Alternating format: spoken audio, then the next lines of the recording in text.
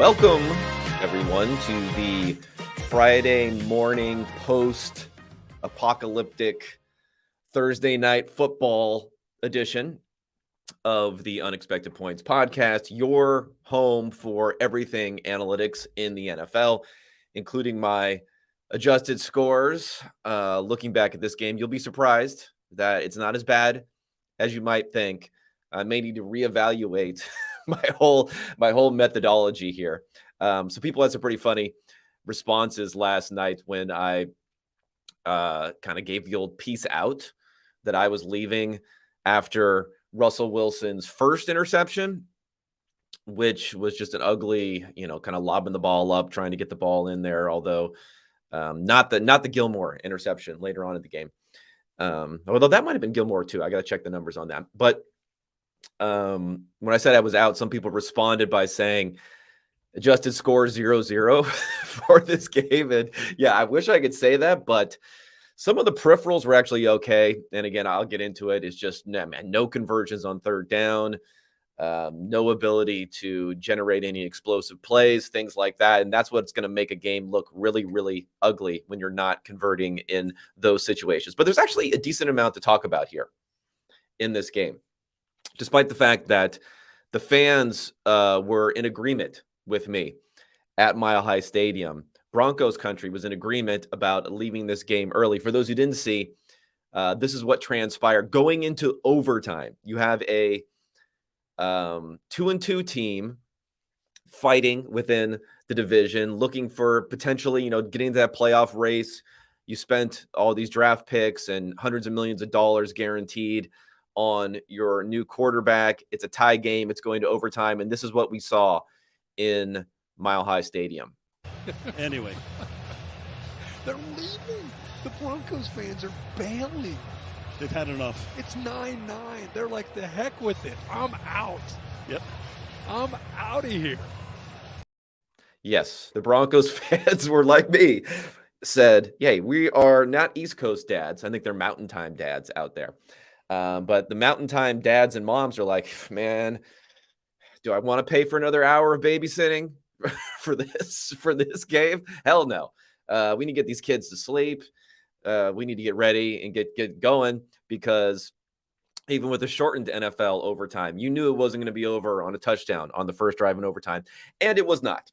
How it did end is probably typical of how everything went in this game. And the Colts pull it off via their defense and via Stephon Gilmore. 4th and 1.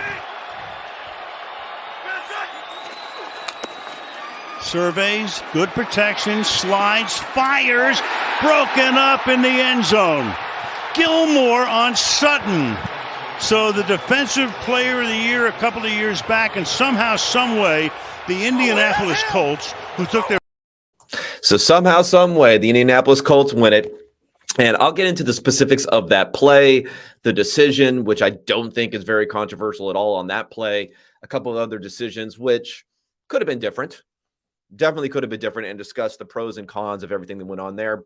But first, let's get to the headlines on this game. Broncos at home against the Colts. They were 3-point favorites. Looked like it opened at 2.5 and moved up to 3 after the Colts have been struggling mightily offensively in recent weeks. Jonathan Taylor out of this game. Javonte Williams out, although that probably had the lesser effect on this. The Broncos did lose Garrett Bowles midway through the game. I don't know if that had a huge effect. I think Russ took most of his sacks before that point, but it's something to look at going forward when you lose your left tackle there. Final score, 12-9. Colts win in overtime. Adjusted score. Now we're going to get into it here. Again, I may have to reevaluate my whole meaning of life here, looking at this adjusted score. 20-16 Denver Broncos. Adjusted score here. Now, why? Well, the number is somewhat inflated by the fact that I incorporate the number of plays teams are running and the number of drives they have. So this was a lot of drives. Each team had 14 drives in this game, where typically we're talking about, 11, 12, 13 drives maybe in a game. So that's part of it. Both teams, well, I shouldn't say both teams had over 70 plays. They averaged over 70 plays. I think the Colts had 69 plays on offense. The Broncos had 73 plays on offense. So, that's a lot of plays for teams average somewhere in the 60s normally for plays. So they had like a high play count and a high drive count, which is influenced by the fact that they were somewhat successful on both drives, moving down the field for both teams in overtime. And that's what bumps up that score a little bit. If we were just looking at regulation and taking it down, both of those teams' adjusted scores probably come down by about 5-6 points in this particular game. The other thing that goes into this is, remember, the adjusted scores are based partially, what differentiates them from the actual score and the actual efficiency on offense is the success rate. Teams have more consistency in how often they're successful than they have consistency in their actual efficiency because of the outlier type of plays that can happen in each direction. So the Broncos had a 27th percentile success rate. The Colts were 18th percentile. So bad, but it wasn't like both of these teams were under the 10th percentile in their success rate. Again, overall, the Broncos 5.3 yards per play. Not great. Not great by any stretch, but not horrible. Colts were at 4.8 yards per play, which is pretty bad. But remember, they won a game against the Chiefs a couple weeks ago where they were averaging 3.8 yards per play. So the lot of other factors went against these teams that were on average being successful, bad but not horrific success with their offenses. They just couldn't come through on the biggest plays. The third down numbers for the Broncos in this game, and the fourth down numbers, as they didn't make that last fourth down. They made one, missed one on fourth down. So net, they were bad on fourth down also, were horrific. Again, horrific in this game. They were 2 of 15 on third down. I mean, I don't care how bad your offense is playing, you're going to convert more than 2 out of 15 third downs. I mean, we're talking about a 15% conversion rate on third down. You're just normally going to be better than that. That really went against them. They lost about 19 expected points on third down. So on first and second down, they were doing things to gain some expected points, and then they were just losing it all with their inability to convert on third down. Colts were 4 of 16 on third down. So 25%, ain't great, but still better than what we saw from the Broncos in this game. But again, those are bad numbers, which pump up the Colts number up to being 16 adjusted score in this particular game. Again, with the Broncos, I don't know. You think these things are going to turn around eventually, but as it continues further and further, they continue to have the third down problems and the red zone problems in particular. 0 for 4 as far as getting a touchdown on their red zone trips. 2 of those red zone trips, they end up with 0 points on those trips. They have a 21% red zone touchdown rate so far this season. So about 1 of every 5 times they're getting into the red zone, they're scoring a touchdown, which is the worst in the NFL, and it's not even close. 40% is the next closest. So double the touchdown conversion rate is the next closest. So the Broncos, no matter how bad they are, they're going to get a little bit better than that going forward, you'd hope. Okay, let's get into some of these play calls before I get into a lot of the particulars in the rest of the numbers here, because I think there's some interesting things to think about here. The first was critiqued by Herb Street on the broadcast, and it was near the end of the game, 2 minutes and 13 seconds left. The Broncos had the ball 3rd and 4 at the Indianapolis 13-yard line. So this is the interception by Gilmore in the end zone, targeting Tyree Cleveland. Maybe that's your first mistake there. Late pass from Russ on that was intercepted. I thought it was interesting that Herb Street mentioned, maybe they just run in that situation because the Colts had just called their last timeout. But I mean, the problem with the run on that play is you're much more likely to convert passing than running. Now, you don't want to throw an interception, of course, on that play, but you're much more likely to convert on 3rd and 4. It's weird.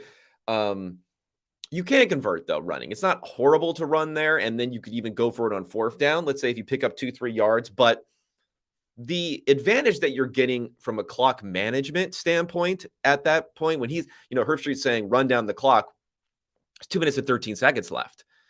There's a 2-minute warning. you don't get barely any benefit. I mean, the play is going to take 6, 7, 8 seconds off of the clock, even if it's an incompletion.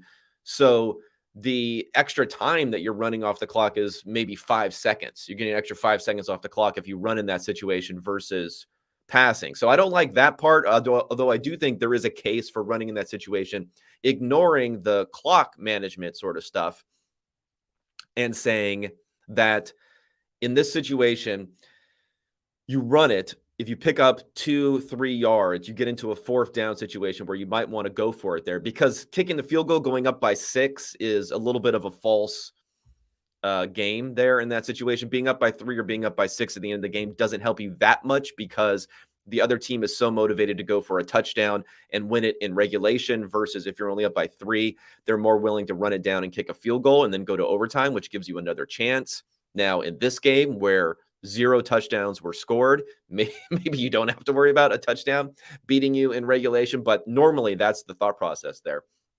So what I would have done in this situation, I would have run the ball, not to run down the clock, well, partially to run down the clock, but you run it, you hope to pick up 2 to 3 yards.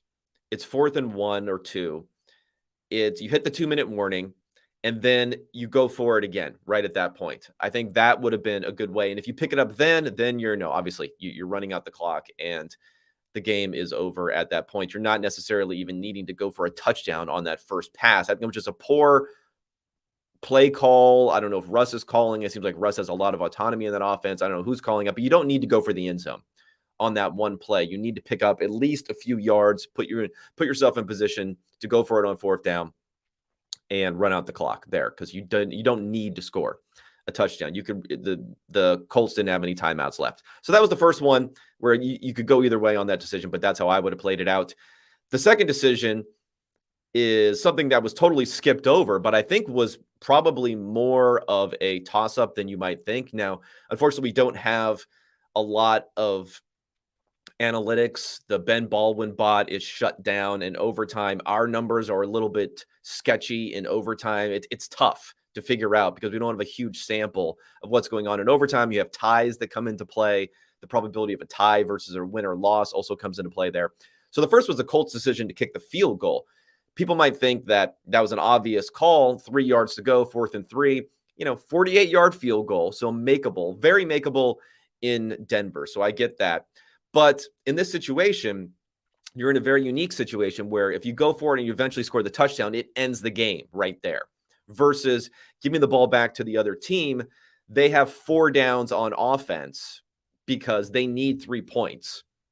Well, until you get into field goal range, at least for the Broncos, they're using all 4 downs. So it's going to be a little bit tougher than normal to stop them.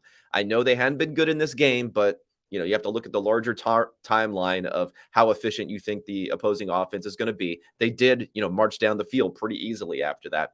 So especially in these overtime situations, you have a little bit more juice towards going for it, because if you go for it, you score the touchdown, the game is over. If you don't, you give it to the other team.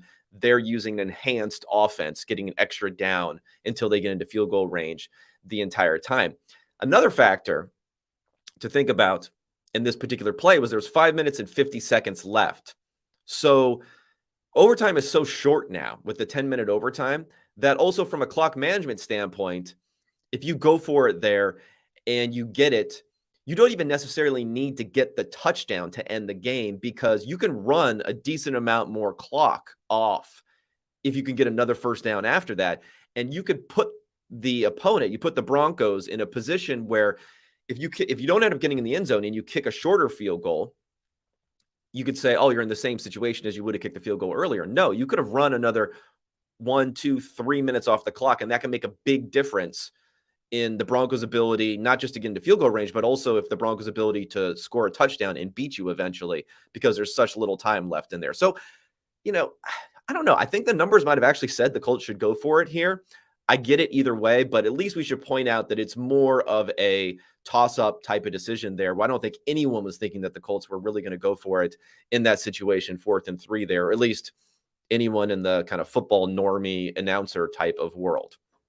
Okay, the last decision, and I don't know if anyone was questioning, because again, I was kind of just watched this on fast forward this morning and didn't really listen a lot. I don't know if anyone was questioning the final 4th and 1 decision 2:46 left, less than a yard at the 5-yard line. So your reward, if you get that, is very, very, very high because your touchdown probability is really high after converting that.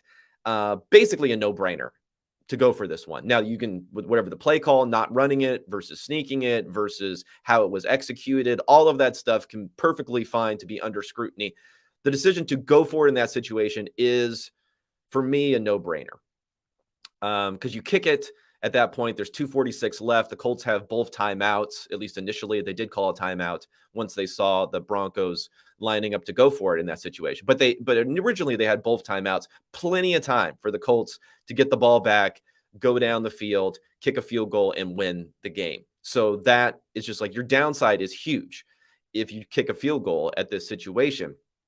And your upside is huge if you go for it in this situation because you're already inside of the 5-yard line. And if you want to just do like a back of the envelope type of calculation on this, and that's what I did. I said, okay, let's say you have a 75% chance of converting here because it's less than a yard, 75%.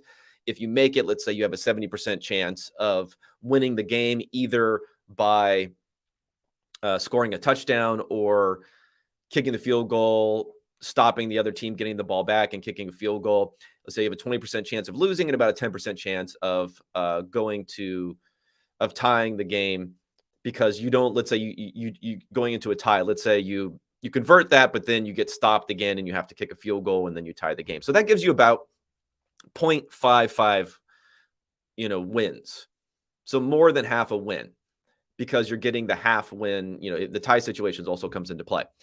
Whereas if you kick in this situation, at least by my numbers, you basically have very little chance of winning, maybe a 20% chance of winning, because you have to kick, stop them, get the ball back, kick the field goal. So pretty low chance of winning. You have a pretty high chance of losing, because I think the Colts in that situation, both timeouts, 2 minutes and 40 seconds left, needing a timeout, probably have about a 30-40% chance of going down the field and doing that. And then you have maybe another 40% chance of winning, of the game being tied, which gives you about 0.4 wins. So 0.55 being conservative versus 0.4, it's a no-brainer. Absolute no-brainer decision there. Okay, let's talk about that particular play, though, because I think everyone saw it afterwards. You saw KJ Hamler slamming down his helmet. He was upset that he was open on that one. A lot going on here. So first here is that when the play first opened up, you could see that the Colts were in a single high. They had one safety back there, and then they were playing, it looked like press man across the board with Gilmore on Courtland Sutton. It could be a disguise. There could be some disguise element, but teams like to play man near the end zone. So that's first. That's the setup. Up top, they had Jerry Jeudy in the slot, and then they had Hamler on the outside, and they had basically a pick, a rub play. And of course, that's a more effective play against man coverage than it is against zone coverage. And it worked to perfection. Hamler was wide open. So, Russ didn't look there, though. So should Russ, and I'm not getting into the details there, but I think there is some evidence that Russ, seeing the press man coverage, knowing that was the concept on the top there, should have been just looking there for his first read. He was open almost immediately. It was a walk-in touchdown there for KJ Hamler. Now they could switch it off there, as we saw what happened, right? When, actually it wasn't a switch off, but what's interesting about this play is it harkens back to the Super Bowl interception by Malcolm Butler, where there wasn't a switch off on that play, but the way that Darrelle Revis played the player who was trying to execute the pick or the rub, pushed him back so far that he gave room for Butler to make it around the pick and go ahead and make the play. Now, the guy who was guarding Hamler here, I'm not sure who it was guarding Hamler. He didn't come close. He was, the pick was well executed, and he would have had to come around on the front side of it, and he had no chance of getting there in time. But maybe Russ was having some flashbacks to that Super Bowl play, the Super Bowl interception. Maybe that's why he didn't look at it. I mean, maybe he's just a little too locked into Courtland Sutton at this point. Sutton has been his guy, and it's just weird to choose that to be your guy to lock into, although it looked like he might have, the tight end in the middle might have been the first read who fell down. But it's a little bit weird because he's going against Gilmore. And it was a long play concept. This is another thing. Man coverage The safety is kind of functioning as a spy, but long coverage did not get any pass rush on the play. So Russ didn't even need to, step back and sidearm sling at that point. He could have tried to hold the ball a little bit longer, could have tried to run at a certain point too, because again, man coverage, not everyone's necessarily looking here.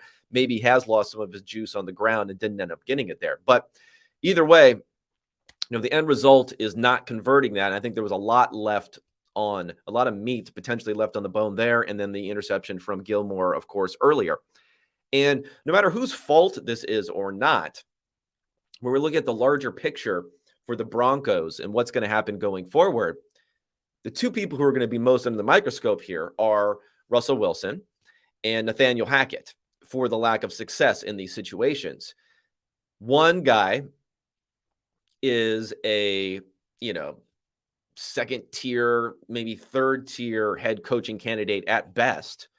Whether or not he was brought to Denver just as try to lure Aaron Rodgers or not, who knows? But he's not the type of guy who has any sort of built-in, credibility and gravitas that people are going to say, "Oh, we got to stick with Hackett. He knows what he's doing." If anything, from everything that we've seen from him so far this year, he hasn't proven that. He did not have the bona fides coming into this year, and things have gotten worse and worse. Russell Wilson, on the other hand, future Hall of Fame quarterback. If you watch my GOAT quarterback series for the most value added over the course of the career, he's probably somewhere in the 20s. He's going to be ending his career, maybe even higher, despite never having an MVP vote or anything like that. So consistently successful, Super Bowl champion, guaranteed Hall of Famer, traded away multiple first-round picks, gave him a $100 million guaranteed extension. Obviously, he has a lot more rope and a lot more leeway here. So I would not be surprised. I don't know if it's going to be a mid-season sort of thing, but as of now, I think it's probably better than a 50-50 shot, unless the Broncos are really able to turn things around, because they had a great chance at the beginning of the season in a tough conference to be at least 3-2 right now. Instead, at 2-3, they are looking at maybe a 30% chance of making the playoffs. If that, more like a 25% chance of making the playoffs, only an 8% chance of winning the division at this point. It's looking, I would say it's probably better than a coin flip chance, and Nathaniel Hackett does not make it to 2023. I think there'll be an easy way for the Broncos to potentially turn the page. I don't know if it'll happen in season, but he's climbing the rankings of head coaches potentially on their way out, with, of course, Matt Rule being the king in that discussion. Okay, let's get to some more of the numbers, okay, for this particular game, because I think there's also some interesting things that went on here. Both quarterbacks were in the 30s for their grading, so not a whole lot to say there. Sacks galore in this game, but if anything, maybe we can cut Matt Ryan a little bit more slack here. His offensive line graded in the 30s for pass protection. The Broncos were in the 70s. Let me just give you a perfect encapsulation of Russ and why he has these sack issues here and how deadly that they can be. 4 sacks he took. Now, 2 of those sacks, he didn't actually take the sack until over 3 seconds. So I know the pressures were coming earlier than 3 seconds, but that's a lot of time. One of them, it wasn't until 4 seconds. And let's look at that particular play, because the 4th sack that he took, this is emblematic of what he's never been able to clean up. Maybe part of it is just not being able to see so well out of the pocket, but he just hasn't been able to clean up. That's extremely important. There was, on the 4th sack, it was 2nd and 3. So a really good position to be in, like a high expected points down in distance to be in right there. A safety blitzed, maybe should have seen it, maybe didn't, but he did his Russ thing and he ducked under and got under the sack. A very quick pressure. And then he held the ball and looked and maybe didn't want to just throw it at the tight end's feet. Maybe couldn't see. And then eventually he just took a sack on that play in the pocket. And that play is -2 expected points, massively negative. An interception is something, depending upon what down and distance it happens, could be like -4, -5. So it's almost like half an interception on that type of play. It puts him in a really bad situation. In fact, if you look at the offensive plays that Russ had in this game, the only ones that were worse from an expected point standpoint were his 2 interceptions and the 4th down failure at the end. This was the 4th most negative play in this game, taking this sack on 2nd and 3. You just can't do that. You just really cannot do that, especially when his offensive line was not nearly as poor as what we saw on the other side with the Colts. And when we talk about that, I want to talk about Baron Browning a little bit on the Colts. I mean, Bradley Chubb was awesome too. 90 grade, 3 sacks. Awesome here. But Browning was somewhat of a revelation in this game. If you guys are watching this, he's a 3rd round draft pick from 2021, mostly played off ball at Ohio State. He only had 35 snaps in his final season in 2020, where he rushed the passer. He was being used as an edge player, a la Micah Parsons here, a 240-pound sort of guy who's a little bit lower. And I think this is going to be a big revelation for the NFL going forward, seeing the success of Parsons first, and then now someone like Browning, because low key, and I know this is a little bit apocryphal to say, Browning looked a little bit wearing 56 coming off the edge. He looked a little bit like old Von Miller at 58 here. I mean, a little bit smaller than Miller. But he was getting a lot of pressure. 10 pressures on 20 pass rush snaps for him. Now, he got injured in the 4th quarter, didn't come back, wrist injury. We'll see about that. Hopefully that doesn't derail him going forward here. But with Randy Gregory out, boom, this might be of like a blessing, a little bit of blessing in disguise here with Browning able to come in. 2 sacks, additional 3 hits, and then 5 more hurries to get him up to the 10 pressures that he had. 92.8 grade, the highest graded player in the game. And when you bring up the guy's measurables, and this is, again, maybe we've got to start looking at some more of these off-ball linebackers in college and looking at their measurables, because only 245 pounds, yes, but 40-yard dash for Browning, 4.51, which is in the 97th percentile for an edge player. His vert, 40 inches, 97th percentile. His broad jump, almost 11 feet, 10 feet, 10 inches, 98th percentile. 3-cone, 6.78, 98th percentile. 20-yard shuttle, 4.23, only 88th percentile. This may be an idea. Look at like big time programs like Penn State and Ohio State and Alabama and others. Look at their linebackers who are playing off ball, who may not, fit into whatever scheme when coaches are looking for bigger guys on the edge here. Where you need to worry about the run. You need to worry about setting that edge a little bit more in college than you do in the pros. And maybe you can find some explosive pass rushers for the NFL where you can turn these guys loose a little bit better, facing big-time pass offenses in the other way. Just the value equation becomes very different for a lower weight, potentially poor run-stopping pass rusher, much more valuable in the pros than in college. So I'm going to be watching this guy going forward. I think he is definitely something to watch. I mean, Gilmore's the other story, by far and away the best graded player on the Colts here. We saw the play at the end of the game. We saw the interception. We saw the stuff going on there. He looked like the old defensive player of the year that we saw a few years back. And for the Colts, they're going to need a lot of defense because that offensive line is bad. And Ryan does not seem to have the even limited mobility you need to move around the pocket and get out of sacks. Another player to highlight in this game, if you want to just think about what can happen going forward, is probably Alec Pierce, the 2nd round pick at wide receiver for the Colts. I mean, the Colts really are bereft of wide receiving talent. Michael Pittman is the guy. He's been great. He's not really a downfield sort of guy. Paris Campbell mostly had been running wind sprints this year, although he did have 2 targets for 22 yards in this game. But Alec Pierce ran 36 of 48 routes, 9 targets, 8 catches, 84 yards. Led the team in receptions, targets, and yards in this game. Something to watch going forward because he is also a guy who can get downfield. Now, can Ryan get the ball to him downfield with that offensive line? Probably not, but he's a big dude. He was a combine winner,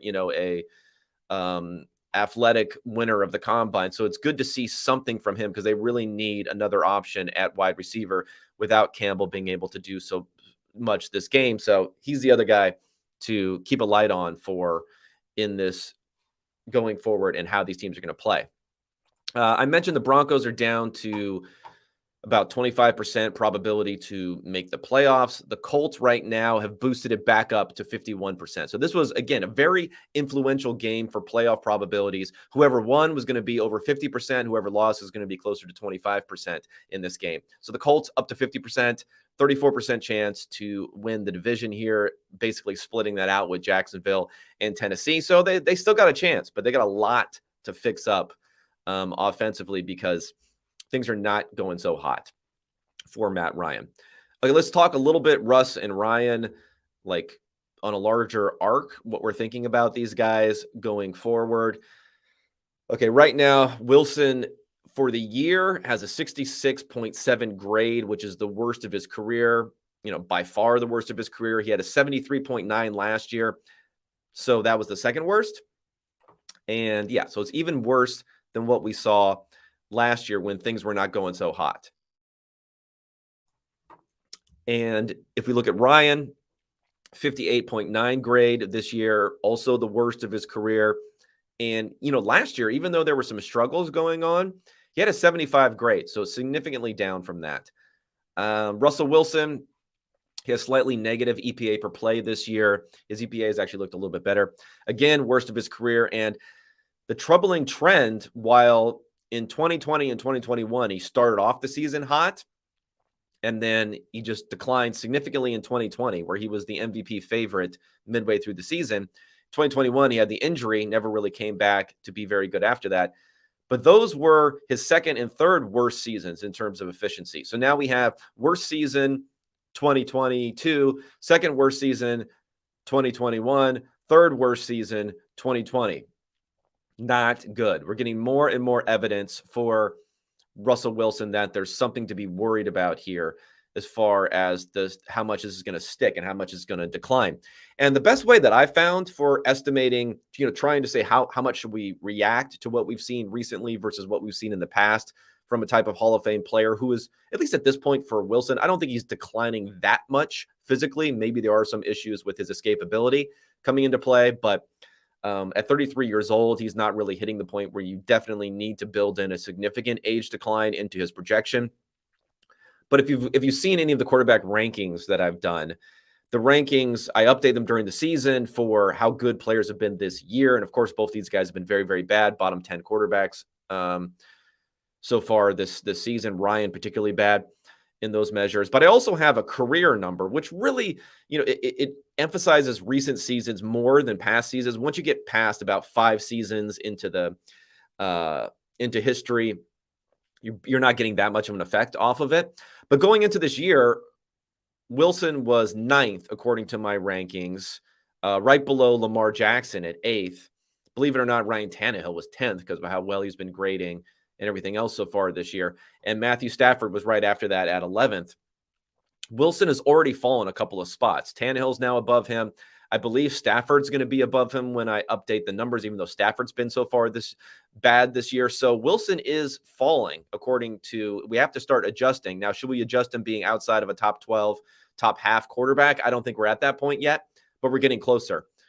We're getting much closer to starting to do that if this continues on so far this season. And that's what you have to worry about when we talk about a guy who has the $100 million guarantee and is going to be around there for a very, very long time for what you paid for him. But then again, saying you have the 11th or 12th best quarterback in the NFL, I still haven't projected above guys like Derek Carr, definitely above Matt Ryan, still above Kyler Murray. So we'll see. We'll see where he is going forward. I still am holding out some hope, but we definitely need to be adjusting down our expectations for Russ as we're getting more and more evidence of how bad that he is. All right. Before we get to the Sunday action, looking at some best recreational bets here, talk about a place you can place those bets, and that's DraftKings Sportsbook, the official sports betting partner of the NFL. We're talking touchdowns, big plays, and even bigger wins. New customers can bet just $5 on any NFL team to win and get $200 in free bets if they do. If that's not enough, everyone can boost their winnings with DraftKings stepped-up same-game parlays. Right now, for every leg you add, you can boost your winnings up to 100% with bigger payouts than ever. Why bet on football anywhere else? To make things even sweeter, you can throw down on stepped-up same-game parlays once per game day all season long. Download the DraftKings Sportsbook app now. Use promo code PFF to get $200 in free bets if your team wins when you place a $5 bet on any football game. That's code PFF at DraftKings Sportsbook, an official sports betting partner of the NFL. Minimum age and eligibility restrictions apply. See show notes for details. And the Unexpected Points podcast is sponsored by Western and Southern Financial Group. While you focus on your roster moves, Western and Southern helps advance your money moves. Buying a first home, planning to start a family, wondering how to make your money grow. Western and Southern's playbook of life insurance, investments, and retirement solution helps you rest assured on game day. Team up to understand and address goals with the game plan built just for you. Get started at westernandsouthern.com/PFF.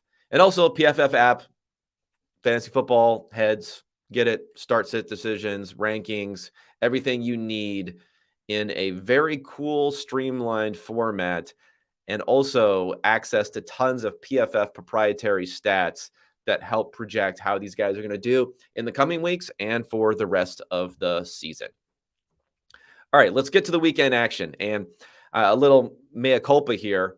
I'm gonna have to buzz myself about this game last night. Probably the most embarrassing bet was that I came on the Forecast podcast. Any of you who are familiar with that, George Chahuri and Eric Eager, the former co-host there. Eric has moved on from PFF. But he's bringing in other people there. So unfortunately for me, he had me on that podcast and was asking about Thursday night play. I didn't really like anything that much, but I did throw out over 42. So, that was dead. That was dead very early. I just have too much faith in these guys. Regression. I'm a slave to regression. And, but that was a lot more evidence in the way of saying, man, maybe these offenses truly are just broken. I know we give credit to the defense too. So, but that was bad. I mean, I got a double buzz. I got to double buzz myself for that one. That was so bad. But last weekend, I think it was 2-1 on the best bets. Again, this is for recreational purposes only. Don't mortgage the house on this. Don't even take out a home equity loan. Don't do anything on these bets. But I have a few things going on this weekend that I like a lot. First is for Sunday night. So it's always fun to have something on Sunday night, the Island game. Bengals plus 3.5 at Baltimore Ravens. Why Bengals plus 3.5 at Baltimore Ravens? Well, the Ravens offense, and we saw this a lot last week when they failed to score in the second half. But even before that, Stephen Ruiz wrote a good article from the Ringer, friend of the pod. He wrote a good article, friend of me, maybe of the pod, because I like to get on these film guys. But he wrote a good article, not this week, but last week, about some fragility in the Ravens offense. I agreed with that.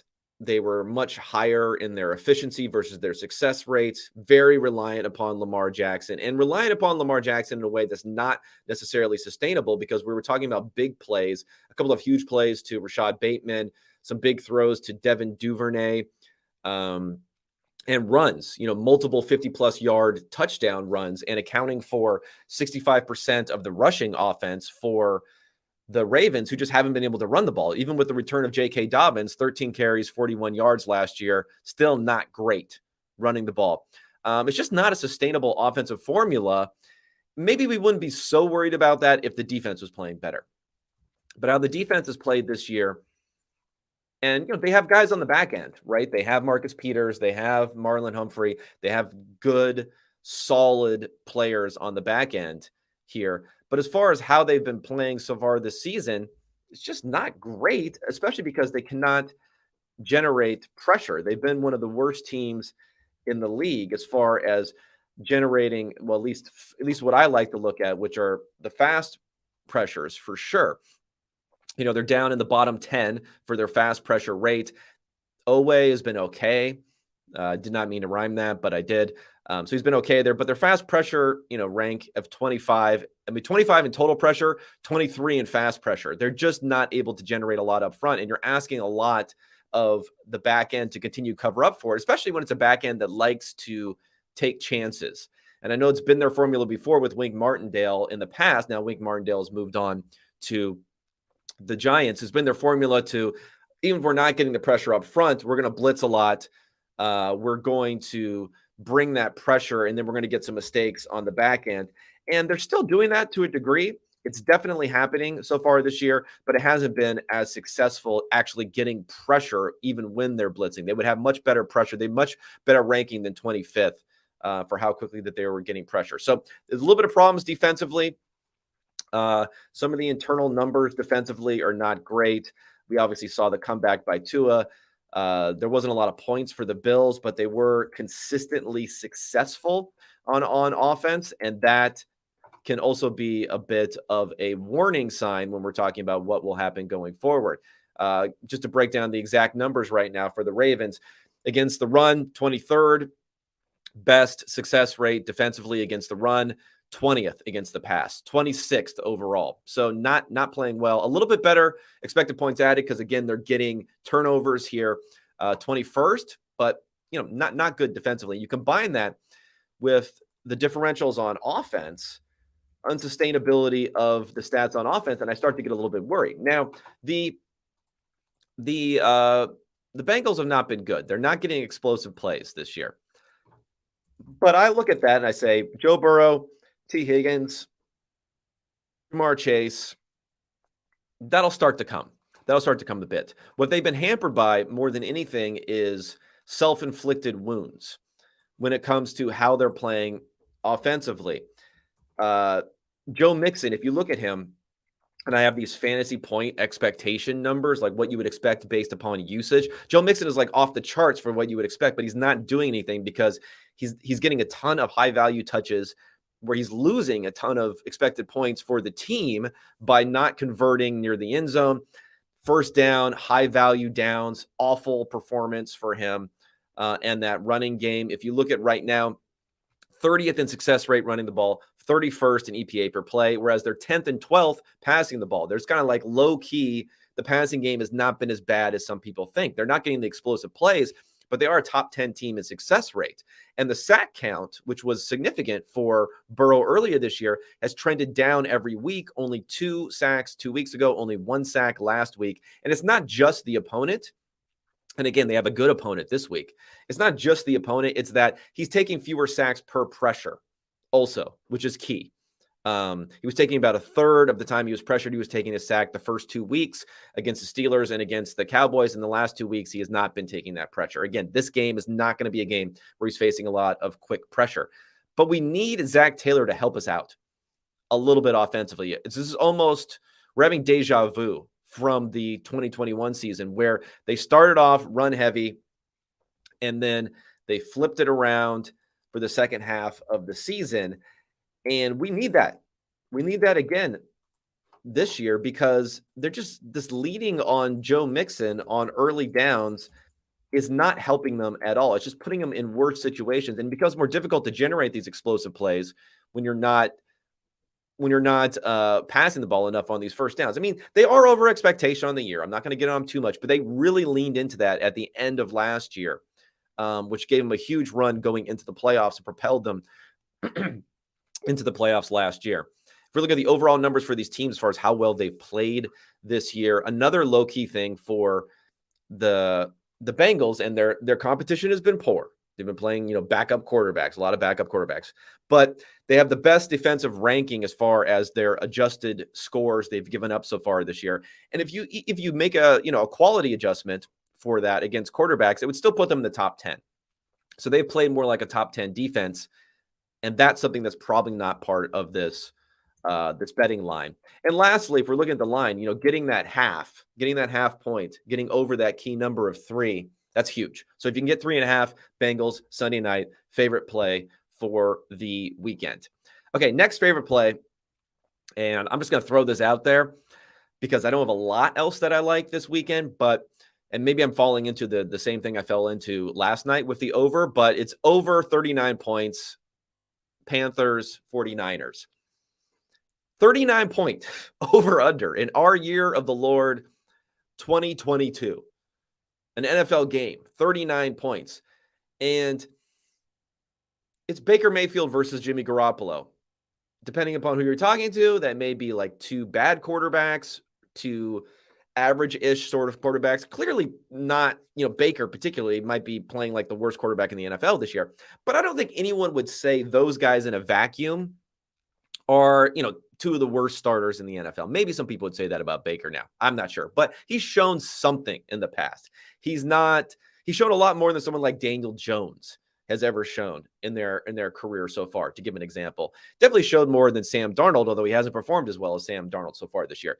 So we're betting on a little bit of a regression here for Baker to get better, although he is going against what may be the best defense in the NFL that can generate a lot of pressure. So yeah, that's what's built into that 39 point spread. But what's really built in it is Baker being bad, this defense getting a lot of pressure on him. We'll see if that happens or not. Offensive line, Ike Ekwonu's had some problems. The rookie at left tackle hasn't been great, but it's gelling, I think, a little bit after all the investment that they put in there in the offseason. And with Garoppolo, he wasn't very good against the Seahawks. He was bad, I would say, against the Broncos, and he was pretty good against the Rams. I know it's like Deebo Samuel hour, but at the same time, they're converting third downs. They're getting those conversions back. Jimmy has been a guy who's been a top 5, top 6 EPA per play type of quarterback. The thing that's going to be bad for him in this game is the offensive line falling apart. Really only have 1 of 4 starters on that offensive line are any good. But I have some confidence in Shanahan's ability to scheme there. And even if they're not running the ball well, Jimmy's ability with a full complement of receivers, everyone's there. Kittle, Deebo, Brandon Ayuk, Juszczyk, if you want to say him coming out of the backfield, being able to generate some points. And, it's one of those things where if you're going to model this out, it's almost going to tell you every time, unless you have 2 backup quarterbacks going against each other, to bet an over on 39. And I'm going to go ahead, hold my nose, and do it here, despite the fact that Baker's looked like maybe the worst quarterback in the NFL so far this year. And the last play that I have, and this is somewhat similar to the Herbert rib injury play that I had a couple of weeks ago where I blew it and I took the under rather than taking the Jaguars when they played against each other because I thought that Herbert's injury was going to affect them a lot more than some people were suspecting. This is kind of like a Daniel Jones injury thing here, where I'm looking at the Packers versus the Giants. 2 different ways you can play this. Packers -8. Has that gone to 8.5?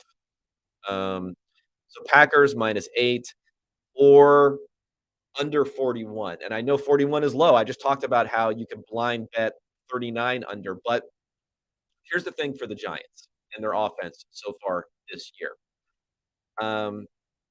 As much as we like Saquon Barkley and what he's been able to do with the big runs, that can come and that can go. And there's probably some sustainability to him, vastly outperforming the success rate for this team, because he is a big play back, a big play type of back. But if you look at them so far this year and what they've done running the ball, they're 21st in rushing success rate and they're 7th in EPA per play. So a huge difference in there. Dropping back to pass, they're in the mid-20s. They still stink dropping back to pass, but they're 15th overall in EPA per play because of the fact that they've been running the ball so well. Part of that, and a big, huge part of that is Daniel Jones. They're rushing expected points added right now, 3.6 total positive EPA over the entire season. That sounds bad, but for running the ball, it's pretty good. There are a few teams that even have positive EPA, like the Browns would be a team that has positive EPA running the ball. Not a lot of teams that do. So, but 3 of that, almost all of that on design runs is from Daniel Jones. And then Daniel Jones has another 12 expected points added on scrambles this year. If you take out the scrambles, you take out the design runs for Daniel Jones, he's been very negative, dropping back to pass. I mean, he's negative 11 drop in his total drop back EPA right now. And that includes a positive 11, 12 in scrambles that go into that. So you take that out, he's even lower. You take that out, his drop back numbers become close to bottom of the NFL. No Kenny Golladay, no Kadarius Toney still. You got Richie James and Sills and Darius Slayton running around out there. Just nothing there offensively. And I think this downgrade for this Giants offense is tremendous if Daniel Jones cannot run. I know he'll have better mobility than you think. But that ankle injury, I think, is going to affect him, and he's not going to be able to generate the type of rushing production we've seen from him because he has been a top 4 quarterback this year, generating value through scrambling and runs this year. So that's going to be compromised. And the other thing is, like, if he gets another ankle injury, this is a guy who's pretty good at taking sacks. If he hurts that, Tyrod Taylor is also out. So I don't know who we have coming in. Davis Webb, whatever guys that they've been scrubbing through off of the streets to bring in. That is also a possibility that we're looking at there. That's significant. Maybe it's not 25%, but maybe it's 5, 10, 15% chance that Jones gets knocked out of this game at least, or gets even further compromised physically, and they don't have anyone to back him up. That's that your backup quarterback position is a little bit more important than some people think, and probably not being priced properly in there. So if you want to take under 41, I would get that. It's a little bit scarier. Otherwise, I think taking the Packers -8, it's a big number. It's not the greatest number because it's over 7, but I still think the Packers -8 would be my favorite play in that game, and the third recommendation I have for this weekend. All right, everybody. Hopefully you enjoyed this Thursday wrap-up. I'll be coming back on Monday with a little bit more rapid-fire wrap-ups of all of Sunday's action. And then next week, we get some buys, hands together, pray emoji. Although, it's actually a high-five emoji, but it's people use it for pray emoji. So thank you, NFL, for having some buys next week, which makes my life a lot easier, especially that Monday wrap-up show. I'll be coming to you on YouTube at 9:30. Ish whenever Sam and Steve wrap up, which can take 2.5, 3 hours on the PFF NFL pod. I'll be coming to you that morning. Give me a thumbs up, leave me some comments. I do like to look at the comments. And I'll even answer some negative comments. Someone was getting on me about being too mean to Jimmy Garoppolo in the comments for the wrap up on Monday, and I was like, dude, I'm number one Jimmy G truther. I had a whole section of the pod, maybe you didn't get to it, on why Jimmy G is probably worth more than people give him credit for. So go ahead, leave some comments there. I appreciate anyone who is tuning in and putting the effort in there. I'm much more willing to answer that comment than someone firing off a reply on Twitter who just wants to yell about something. Go ahead. And also, if you want to see more information, graphs, and other things I'm sending out, follow me on Twitter also at Kevin Cole PFF.